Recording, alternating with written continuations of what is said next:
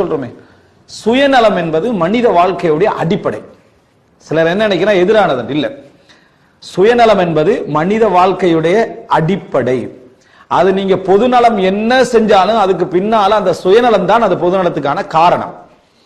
அந்த சுயநலம் தான். நல்ல முறையில தர்மம் செய்யுங்க என்று சொன்னா அதுக்கு பின்னால நான் எப்படியாவது சொர்க்கம் போயிடணும் என்றதுதான் அதுல இருக்கும். நான் சொர்க்கம் போயிடணும், நான் நிறைய தர்மம் செய்யறதன் மூலம் யா அல்லாஹ் என்ற பாவங்கள் என்ன செஞ்சிடணும், மன்னிக்க. நான் நிறைய தர்மம் செய்யறது மூலம் இவரது பாவம் மன்னிக்கப்படணும் யாரும் என்ன செய்யறது இல்லை, நினைக்கிறது இல்லை. அதுக்கே நான் தர்மம் செய்யணும் தான் நினைப்பாங்க. நான் தர்மம் செய்வதன் மூலம், நான் அமல் செய்வதன் மூலம் எப்படியாவது நான் போயிடணும். அடுத்த கட்டம் தான், அதாவது நீ சொர்க்கமா நான் சொர்க்கமான்னு வந்ததுல அதுல தாயோ தம்பியோ அண்ணனோ இருந்தால் என்ன செய்யும், ஒதுக்கிடுவோம். யௌம யஃபிருல் மர்உ மின் அஹி வ உம்மிஹி வ அபி வ ஸாஹிபதி வ பனி லிகுல்லி இம்ரிஇன் யௌமஇதின் ஷஅனு யுக்னி. தந்தை தாய் எல்லாரையும் விட்டு என்ன செஞ்சிருவாங்க, ஓடிடுவாங்க. எதுக்காக வேண்டி, நரகத்திலிருந்து தப்புவதற்காக. அந்த நாள் வர முன்னாலதான் அல்லாஹ் தஆலா இங்கே வச்சு என்ன சொல்றான், கூ அன்ஃபுஸக்கும் வ அஹ்லீக்கும் நாரா, உங்களை உங்கள் குடும்பத்தை நரக நெருப்பை விட்டு பாதுகாத்துக்கங்க. மறுமை நாள்ல லா குனியன்கும் ஷையா, ரசூல் ஸல்லல்லாஹு அலைஹி வஸல்லம் சொன்ன மாதிரி உங்களுக்கு எதுவுமே என்ன செய்ய முடியாது, செய்ய முடியாது என்ற மாதிரி. எனவே சுயநலம் வாழ்க்கையுடைய ஒரு இயல்பு. அல்லாஹ் தஆலா குர்ஆன்ல சொல்றான், அலைக்கும் அன்ஃபுஸக்கும் லா யதுர்ருக்கும் மன் தல்ல இதா ஹததைத்தும். உங்களை நீங்கள் கவனித்துக் கொள்ளுங்கள். வழி தவறியவர்கள் வழி தவறுவதனால அது உங்களை பாதிக்காது, நீங்க நேர்வழியில் இருந்தீங்கன்னா. எப்படி குர்ஆன் வசனம், அலைக்கும் அன்ஃபுஸக்கும், உங்களை நீங்கள் கவனித்துக் கொள்ளுங்கள். லா யதுர்ருக்கும் மன் தல்ல இதா ஹததைத்தும், நீங்க நேர்வழியில இருந்துட்டீங்கன்னு சொன்னா வழி தவறியவர்களால உங்களுக்கு என்ன பாதிப்பு இல்லை. மனிதன் இறுதி நிலை அப்படித்தான் வரணும். இறுதி நிலை எப்படி இருப்பான்டா, சொல்றத சொல்லிட்டே மற்றது உங்களுக்கு. மனிதன் எப்பொழுதும் சுயநலமானவனாகத்தான் இருப்பான். முதலாவது நான், இரண்டாவது மனைவி பிள்ளைகள், அடுத்தது என்ன அண்ணன் தம்பி தந்தை தாய், இப்படி ஒரு சுயநலம். அதுக்கு அடுத்த கட்டம் என்ன வருவா, என்ன ஊரு என்ன நாடு, எந்த அளவுக்கு போகுமோ அந்த அளவுக்கு என்ன செய்வான், அது போயிட்டு. இந்த சுயநலத்துல ஒரு பகுதி தான் தன்னை தான் விமர்சிப்பான், தன்னை குடும்பத்தை தான் விமர்சிப்பான். அடுத்தவன் அதே விமர்சனத்தை செஞ்சா தாங்க மாட்டான்.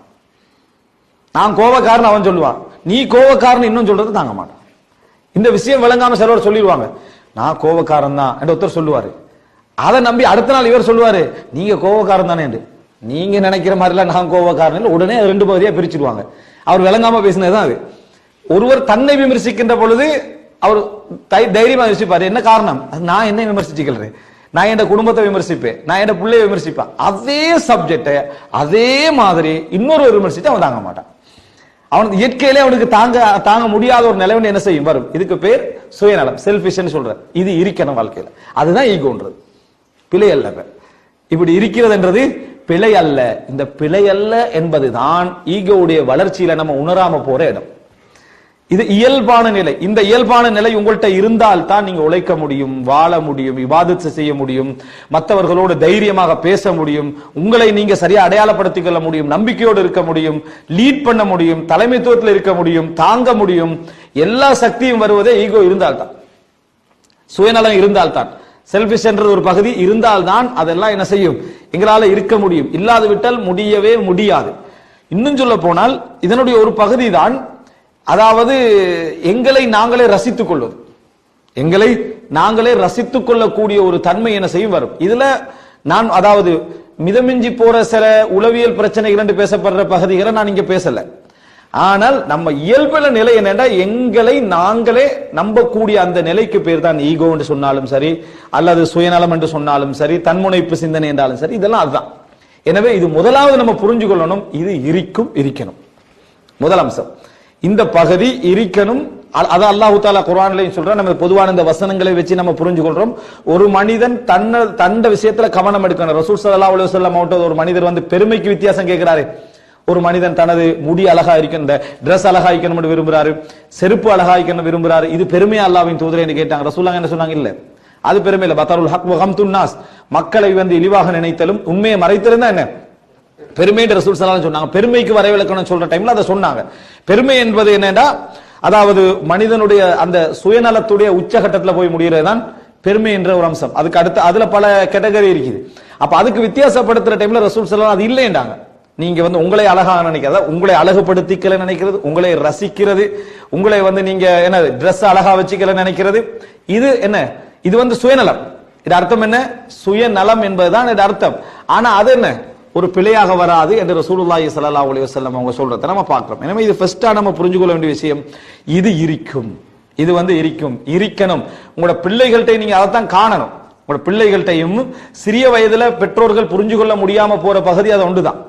சின்ன பிள்ளை எப்பயும் அந்த சுயநலத்துடைய அந்த குணங்களை நீங்க நிறைய காணுவீங்க சின்ன பிள்ளைகள்கிட்ட.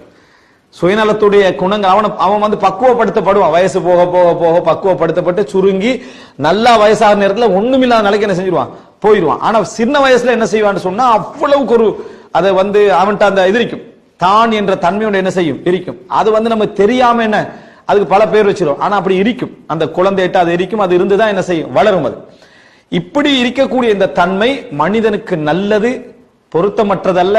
இது அல்லாஹ் தஆலா விரும்புகிறான். அதான் ரசூல் ஸல்லல்லாஹு அலைஹி வஸல்லம் சொன்னாங்க, இஹ்ரிஸ் அலா மா யன்ஃபஉக், உங்களுக்கு பிரயோஜனம் தரக்கூடியதுல ஆர்வமாக இருங்கள் நாங்க சொன்னாங்க. புகாரி முஸ்லிம்ல வர செய்தி, இஹ்ரிஸ் அலா மா யன்ஃபஉக், உங்களுக்கு பலன் தரக்கூடிய விஷயத்துல நீங்க மிகவும் ஆர்வமாக இருங்கள். அதே போல என்ன, அதாவது வலா தஅஜிஸ், எப்பயுமே இயலாது என்ற முடிவுக்கு வந்துடாதீங்க. ரசூல் இயலாது, செய்ய முடியாம போயிட்டு அப்படின்னு வந்துறாங்க. அதை சிலர் பணிவா நினைக்கிறாங்க. இயலாம போறது என்னது, நம்மளால முடியலப்ப, நமக்கு அவ்வளவுதான் பணிவெல்லாம் இல்ல, இயலாமை. அது இயலாமை என்ற இடத்துக்கு நீங்க வந்துடாதீங்க. ஆனால் ஒன்று செய்ய முடியாத கட்டத்தை போய் ஒன்று மிகைத்திட்டீங்கன்னு சொன்னா, நான் இப்படி செஞ்சிருந்தா அது இப்படி வந்திருக்குமே என்ற இடத்துக்கு போயிடாதீங்க. அது ஷைத்தானுடைய வாசல்கள் என்ன செய்யும், திறக்கும். கதருல்லாஹி வமா ஷாஅ ஃபஅல, அல்லாஹ் நாடியது நடந்துட்டு, எனக்கு மிகைத்தவன் ரப்புல் ஆலமீன் இருக்கிறான், அது நடந்துட்டுன்னு அங்க என்ன செஞ்சிருங்க, நின்றுங்க. ரசூலுல்லாஹி ஸல்லல்லாஹு அலைஹி வஸல்லம் என்ன செஞ்சாங்க சொல்ல. அப்ப இது என்ன சொல்றாங்க, இஹ்ரிஸ் அலா மா யன்ஃபஉக், உங்களுக்கு பலன் தரக்கூடிய விஷயத்துல நீங்க ஆர்வமாக இருங்கள் என்று ரசூல் ஸல்லல்லாஹு அலைஹி வஸல்லம் சொல்றாங்க. அது இருக்கணும் ஒரு மனிதனுக்கு. அதே போல ரசூல் ஸல்லல்லாஹு அலைஹி வஸல்லம் அவங்க என்ன சொல்றாங்கன்னா, அதாவது நரகவாசிகளை நான் சொல்லவாண்டு கேட்கிற நேரத்தில் ரசூல் ஸல்லல்லாஹு அலைஹி வஸல்லம் சொல்றாங்க, வாழ்க்கையில் இலக்கற்று என்னத்துக்கு நம்ம வாழ்றது தெரியாதவர் நரகவாசிகள் ஒருவர் என்று ரசூலுல்லாஹ் சொல்றாங்க. சஹீஹ் முஸ்லிம்ல வர செய்தி. எதுக்கு நான் இருக்கிறேன் அப்படி என்று சொல்லி எந்த ஐடியா வஹுவ கல்லுன் அலா மௌலாஹுன்ற மாதிரி, என்ன மற்றவரை சார்ந்து என்ன முடிவு எடுக்கிறோ அதான் நம்மளோட வாழ்க்கை அப்படி என்ற மாதிரி எந்த பொறுப்பற்றும் இருக்கக்கூடியவர்கள் என்ன நரகவாதிகள் ஒருவன் ரசூல் ஸல்லல்லாஹு அலைஹி வஸல்லம் என்ன செஞ்சாங்க, அடையாளப்படுத்தி சொன்னாங்க. அதே போல அல்லாஹ் குர்ஆன்ல ஃபிரௌனை பத்தி சொல்ற டைம்ல ஃபஸ்தஹஃப கௌமஹு ஃபஅதாஉஹு, தன் சமுதாயத்தை இரண்டாம் தரமாக பார்த்தான், உடனே அவர்கள் வழிபட்டார்கள். அல்லாஹ் தஆலா அந்த வழிபடுதலை தவறு என்று சொல்றான். ஃபஸ்தஹஃப கௌமஹு ஃபஅதாஉஹு, தன் சமுதாயத்தை இரண்டாம் தரமா பார்த்தா, அதாவது இந்த கொஞ்சம் மட்டம் தட்டினான், உடனே இவர்கள் அவருக்கு வழிபட்டார்கள் என்றார். இது ஒரு முக்கியமான சப்ஜெக்ட். யாராவது நம்மளை மட்டம் தட்டினா நம்ம கோபமும் படுவோம், வழிபடவும் செய்வோம். இது முக்கியமான நம்ம புரிஞ்சுக்கொள்ள வேண்டிய விஷயம். நம்ம எந்த அளவுக்கு தட்டுறோமோ அதான் அந்த சில கெட்ட தலைவர்கள்ட்ட குணமா என்ன இருக்கும்னா, மட்டம் தட்டுறதே தான் குணமா இருக்கும். கம்பெனி மேனேஜர் மாதிரி பெரும்பாலான குணம் கீழே தெரிஞ்ச விஷயத்தை நமக்கு தெரியாதுன்னே சொல்லி கண்டிப்பான். உங்களுக்கு இது விளங்காது, உங்களுக்கு இது சரி வராது, அப்படி சொல்லிக்கிட்டே இருப்பான். நமக்கு ஈஸியா செய்ய முடிந்த விஷயமா இருந்தாலும் இவன் அதை இப்படிதான் செய்யணும் கூப்பிட்டு வச்சு அப்படியெல்லாம் சொல்லி தருவான். நமக்கு கடுமையான கோபமா இருக்குது, இவ்வளவு தெளிவான விஷயத்தை நமக்கு சொல்லி தாரானே என்று. அதனால நம்ம என்ன நினைச்சிடறோம்டா, இதுல ஏதாவது டிஃபரெண்டான ஒரு விஷயம் இருக்கும் போல அவனுக்கு நம்ம ஃபாலோ பண்ண ஆரம்பிப்போம். புதுசா ஒருத்தர் துபாய்க்கு வரான்னு வைங்களே, துபாய் இப்படித்தான் பிரச்சனை கூடியது, அப்படி கூடிய எப்படி என்றெல்லாம் சொல்லி முடிச்சுட்டு ஏதாவது எனக்கு ஒரு கால் பண்ணுங்கன்னா முழு கோல் நம்ம யாருக்கு அடிப்போம், அவருக்கு தான் கால் பண்ணுவோம். நம்மளே கீழே போட்டார் தானே, உடனே அவரை ஃபாலோ பண்ணிடுவோம். நம்ம கீழே போட்டோம்னா உடனே அவரை ஃபாலோ பண்ண ஆரம்பிச்சிருவாங்க. உங்களுக்கு விளங்காது, உங்களுக்கு சரி வராது, தெரியாது, எதா இருந்தாலும் எனக்கு போன் பண்ணுங்க, டீடைல்ஸ் சொல்லுங்க, நீங்க போன் பண்ணுங்க நான் சொல்றேன் அப்படின்ட்டு போயிட்டோம்னா நமக்கு என்ன பிரச்சனை வந்தாலும் அவரை தான் ஞாபகம் வரும். அதான் ஃபஸ்தஹஃப கௌமஹு ஃபஅதாஉஹு, தன் சமுதாயத்தை இரண்டாம் தரமாக பார்த்தா உடனே இவங்க என்ன செஞ்சாங்க, ஃபாலோ பண்ணினாங்க. என்றைக்கு அவனுக்கு தன்னம்பிக்கை இருந்து நீ சொல்ற அளவுக்கெல்லாம் இது ஒரு பெரிய தேவைலாம் இல்லை, நான் பார்த்துக்கிறேன் இருந்தா அவனை வழிபற்றிக்க மாட்டான், அவனை வழிபற்றிக்க மாட்டான். உங்களுக்கெல்லாம் விளங்காது, உங்களுக்கெல்லாம் சரி வராது, உங்களுக்கெல்லாம் தெரியாது என்ற பின்னால நம்ம என்ன செஞ்சிருவோம், அப்ப இவட்ட தான் நம்ம என்ன செய்யணும், கேட்கணும் என்ற இடத்துக்கு என்ன செஞ்சிருவோம், வந்து விடுவோம். எனவே முதலாவது பகுதி புரிஞ்சுக்கொள்ளணும், தன்னம்பிக்கை வாழ்க்கையோட அத்திவாரம். அது ஈகோ தான். ஆனா அந்த ஈகோ தேவை, அந்த சுயநலம் தேவை. அதான் உங்களுக்கு உழைக்க வைக்கும், நம்பிக்கையா வாழ வைக்கும், உங்களுடைய பிள்ளைகளை பார்க்க வைக்கும். இன்னும் சொல்ல போனா இபாதத்துகள்ல ஈமான்ல எல்லாம் உங்களுக்கு என்ன செய்யும், ஒரு கவனத்தை உருவாக்கும். அது தேவை என்பது அடிப்படையாக நம்ம புரிஞ்சு கொள்ள வேண்டும். இது முதலாவது பகுதி.